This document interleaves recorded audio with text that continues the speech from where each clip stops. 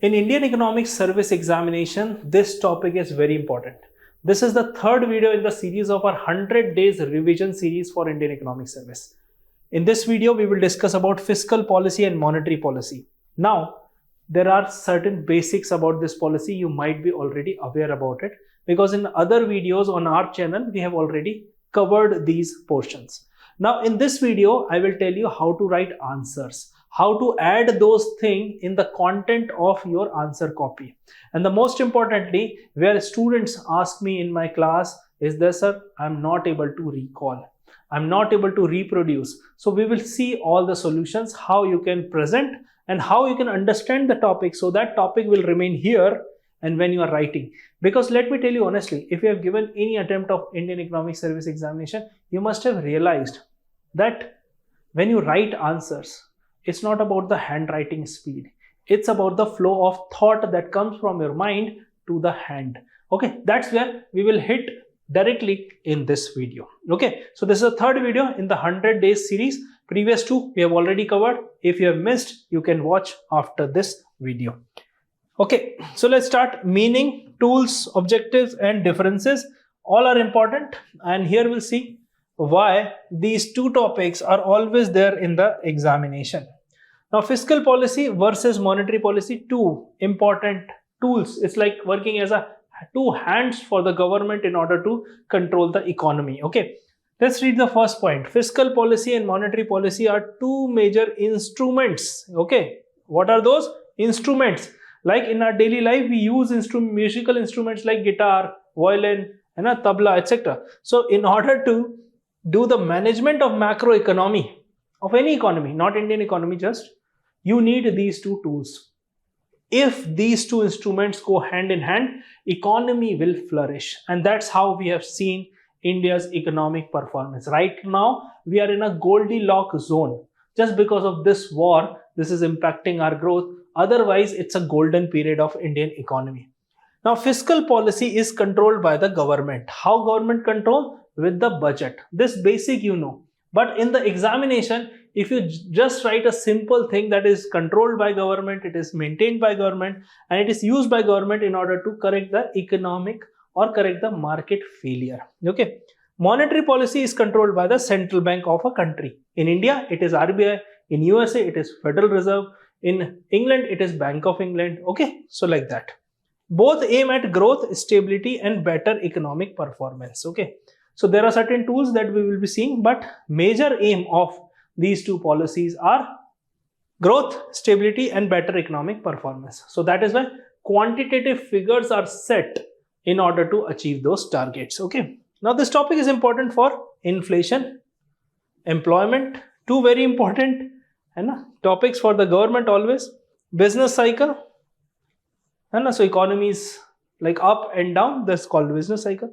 So in India, coordination between government and RBI is very important. And that is why, that's my personal opinion, whenever you see any Indian as a governor of RBI, not from like always there is an Indian, but those who have studied from abroad, when they come to Indian economy behaves differently. And it cannot be same like Western economies. So that is why you need some kind of a coordination, correction, and how to maneuver according to the fiscal policy. Now I'll explain a very small example. If you see 2025-26 financial year, fiscal policy coordinated by reducing the income tax. By reducing the income tax, disposable income goes up, and in the economy, spending or aggregate demand will go up. On similar lines, successive cuts in the repo rate by RBI, that again, the one thing that pushed the economy. So that made like loans cheaper, EMI is affordable, and supported the growth via credit economy. So that's how you can see how fiscal and monetary policy went hand in hand in the last financial year. Now the question is, if you see countries like European countries, where European Central Bank is one for all European Union countries, those who are using euro, and other ways we can say fiscal policy of each and every country is different. That is why European countries struggle. Where they have big economies like Germany and France, they rule the economy, and other countries like Greece, Portugal, Spain, Ireland, Italy, economically weak, and since Eurozone crisis, they struggle. So the coordination is very, very, very important. Okay, let's see what is fiscal policy and understand the example. Fiscal policy means government policy relating to taxation. So if taxation going up or down, this is fiscal policy. How to use it? Just wait, I'll tell you. Public expenditure and borrowing. So taxation means government's income, public expenditure where government is investing on infrastructure and all. And here borrowing means if suppose for example expenditure is high, income is less, the gap is borrowing. Okay, so it is used to influence demand, income, employment and growth. Four things. How it will influence demand? Suppose for example my salary is 50,000 rupees, tax is 10,000 rupees. Now suddenly my disposable income is 40,000 rupees. Now if government reduce the tax, suppose for example from 10,000 to 5,000 on my income, now in my same salary, that is 50,000, I left with 45,000. Previously it was 40,000. So 5,000 more. This 5,000 government will assume that I will be spending in the economy. So here you can say it influences demand. Second is income. It gives me more income with the same salary. Employment. People will prefer employment. So if government invest, for example, government build a bridge. In the construction sector, employment will be there. In the local economy or in the total global economy, or it means that whole country's economy, not exactly global economy, growth will also be influenced. How? Because if government is building a bridge, that will add to the GDP of the state and ultimately in the country. Okay? These are the major tools of fiscal policy. One is taxation, I have already explained. Public expenditure, like government building Vande Bharat. So it's making commute easy. Okay, like government is building bridges, government is separating passenger corridor and the freight corridor for Indian Railways. Again, that help economy. Subsidies, when government sees that certain sector requires support, like for example right now PLI scheme for semiconductor, so subsidies are being given. For pharmaceutical, India is doing well in pharmaceutical. For IT sector, for export sector. Then public borrowing. So at the time of crisis like COVID-19, the government borrowed money and invested in the economy so that people can gain income and economy can revive. And deficit financing, very important. Whenever government think that if nobody is interested in investing in anything, government invest by borrowing as well. That's what Keynes also said in 1930s to cure Great Depression. So if you make connection, you will be near to your selection. Okay. Next is monetary policy. Monetary policy means central bank policy relating to money supply, credit, interest rates. Three things. How much cash will be there in the market? Cash does not mean just the cash in hand. And it is the bank balance at the bank as well. Credit is where banks create by taking deposit and lend money. Okay, so all credit card and all. And interest rate, that determines savings and investment. If interest rates are high, you will not invest in risky assets, you invest in fixed deposit. If fixed deposit interest rate are low, people move towards mutual funds, SIP. So interest rates actually helps in regulating the money flow. In India, monetary policy is conducted or controlled by RBI, Reserve Bank of India. And in my all previous video, you must have seen MPC, we have covered a lot of things about RBI. Monetary Policy Committee, with how many members, what are the different stances, etc. We have converted them. Now, these are the major tools of monetary policy. Now, how you have to write in the examination, that we'll see. Okay? First one, repo rate. Repo rate is important. When you up and down the rate, it affects the credit in the market, the money supply, and interest rates. So, according to the RBI, they give repo rate, and after the repo rate, banks also decide their lending rate. And on the basis of that, demand or supply fluctuates. But this repo rate, CRR, SLR, these are quantitative tools. It means these are numbers. So suppose there's a shortage of tomato, changing the interest rate will not work. I hope you understand. And a shortage of tomato in the market will be solved by more tomato production or import or release of buffer stock. These are the three things that government can do. So obviously domestic production cannot increase suddenly. So two things will be there. Either you import or you release the buffer stock. CRR, SLR, I've already explained in the first video. Okay, cash reserve ratio. That's how, if RBI is reducing that, it means the liquidity is infusing in the economy, vice versa. SLR is that government has to keep certain amount in the liquid assets. Open market operation. Imagine an overhead tank in your house. Okay, in that tank, suppose 1000-liter tank is there.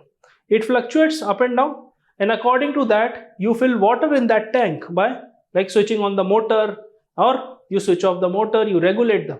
So OMO is simple when RBI directly enters into the market and buy and sell government securities. Okay, so for example, in whole market, you imagine that there is 100 crores. Now when 100 crores is there and RBI feels that in the economy there is a shortage of money supply. So what RBI will do? RBI will buy government bonds. So when RBI will buy government bonds, suppose of 10 crore, RBI releases 10 crores in the economy. So in the economy, then the amount will be 110 crores. Vice versa as well, if there is excess liquidity, they will issue government bonds and suck the excess liquidity. Okay? And liquidity regulation, so related to that, qualitative tools are also there, putting restrictions on bank and all. But here my motive is how to write with examples and understanding. That's what you need to understand. Okay. Now fiscal policy works through budget. So that is why you can say that in 1 year it can be done. Monetary policy works through money and credit condition. So every 2 months monetary policy meet. According to the law, MPC must meet 4 times in a year minimum. So in India, RBI decides that every 2 months will meet. It means 6 times in a year. So they decide interest rates on the basis of data of inflation and growth. Okay. Fiscal policy is useful for demand creation. As I told you, if you reduce the taxation, if government invests something, and then demand creation and public investment. Monetary policy is useful for inflation control and credit regulation. So RBI has 2 roles. Always remember, growth and inflation. Both these are the objective of the RBI. But when there is a trade-off between inflation and growth, RBI always chooses inflation to control.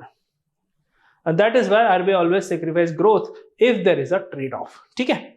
Now, what's the most important thing is RBI policies are useful for controlling inflation. If the price goes up, so RBI thinks that people have a lot of purchasing power, demand is high. So RBI increases the interest rate. So every credit, lending, everything becomes costly. And that saving and deposit rate also goes up. So instead of people spending, they start saving. That's how you control inflation in the economy. Okay? Fiscal expansion may increase deficit. So for example, government has to build roadways, smart cities. Government has to build the new train Vande Bharat, which is made in India. These are not imported. This is like in India, India is manufacturing. So fiscal expansion may increase the deficit, but that deficit can be converted. Like for example, if in certain particular area, private sector is hesitant to invest, government will come and make a road and a flyover and a metro. What will happen? The land area, the nearby land area, the price of that particular land per square feet goes up. Then people will buy land, people will come there, people start living. So you need corporate spaces, offices, housing, economic activity, markets. So you see, just by spending on roads, flyover and metro, government is able to establish a full local economy. This is because of this. Tight monetary policy and increasingly deficit, you can say. Initially it will increase deficit, but later on, government will collect taxes from that, like activity will happen, so GST will be there. And people will earn money, so income tax will be there. So later on, government can cover that. Tight monetary policy may reduce investment demand because when interest rate goes up, it means taking loan becomes dearer and costlier. So less people will take loan. So here you can say when less people will take loan, businesses will not invest in machinery. And I'm not talking about small loans. When you have to establish machinery, like Reliance Industries Limited recently established a refinery in USA. Imagine the amount of investment. So both policies have limitations when used alone. But when used together, it can transform the economy. Okay? Policy use in India. This is the most important slide. in every video. Like this is the third video. Previous two we had discussed about national income, inflation. The last slide, the policy use in India, is very important for your answer writing. Especially I'm making this video not to explain the concepts, but I'm telling how you can read those topics and reproduce in the examination hall. Okay? Chalo. Inflation control often needs both monetary and supply side action. Both monetary means interest rates as well as the production. Like Strait of Hormuz is in the news since the war is going on. Now, what you will do with the monetary policy if supply is not fulfilled? If supply chain is fragmented, is broken, monetary policy is ineffective. So that's why you need both. So if you get a question, write this. Economic slowdown may require fiscal stimulus. So when nobody is investing, like COVID-19, government came up with Atmanirbhar Bharat project. Ayushman Bharat, they have invested. Before that, Pradhan Mantri Awas Yojana. All this because whenever economic slowdown is there, you need stimulus, a push. That is fiscal, means government will take the initiative and invest. Remember my flyover wala example. Okay? RBI can control liquidity and interest rates. RBI can control both inflation and liquidity control. How? So here you can say liquidity and interest rates. Liquidity through interest rate obviously, but OMO also as well. But interest rate with the help of repo rate. Government can support employment and infrastructure through expenditure. As I told you in my example, you build road, flyover and a metro. What will you do? You will create employment. You will build infrastructure. So that's how fiscal policy can act. Stable growth requires coordination between both monetary and fiscal policy. Okay? Stable growth. So if you need a constant growth, why we need stability in the growth? If you remember Solo model, it's also talk about worried about growth. Harrod Dummer worried about growth. Every development model worried about growth. Because when you have a sustained growth, you attract investments, whether private, government or foreign. Okay? Good policy is not about one instrument alone, but about proper timing and balance. Are you getting my point? Good policy is not about one instrument alone, but about proper timing and balance. So it's like not the one thing. In my inflation lecture, the day one, I've already explained that inflation control in India is not about only RBI. And it's about supply chain. It's about imports. It's about supply chain of agriculture sector, agriculture production. It's about people behavior as well. If you reduce the interest rate, people are like not, or people are susceptible about investment. They will not invest. Whether you reduce the interest rate or not, doesn't matter. Okay? So if you are seriously preparing for this examination, I have a free tool for you. That tool will help you understanding your preparation stage. That is what we call psychometric test. And absolutely free. Some around 50 to 55 questions are there that by giving this test, you can judge your current preparation level. Okay. So this is what the link is given in the description. Otherwise, you can ask on the support number. They will provide you the test and the report automatically will come on your WhatsApp number. If you want to discuss that report, you can discuss with me in this support number. They will give my number so that we can connect. Okay. Apart from that, for answer writing, I have compiled an ebook for you. That ebook will teach you how to write introduction, how to write conclusion, the skeleton of the answer, keywords. There's a like what are the command words like discuss, explain, critically analyze, what exactly you need to write there. So that full ebook will help you in improving your answer writing. Okay, so that's the end of day 3 out of 100. We'll see you in the next. Don't forget to subscribe. मिलते हैं day 4 में. Thank you and Jai Hind.